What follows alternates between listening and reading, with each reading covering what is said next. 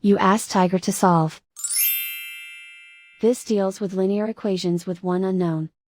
The final result is x equals -11. Let's solve it step by step. Group all constants on the right side of the equation.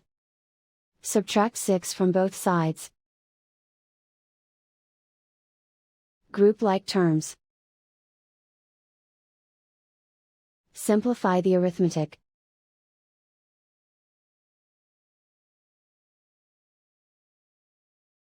Isolate the x. Divide both sides by -2. Cancel out the negatives. Simplify the fraction.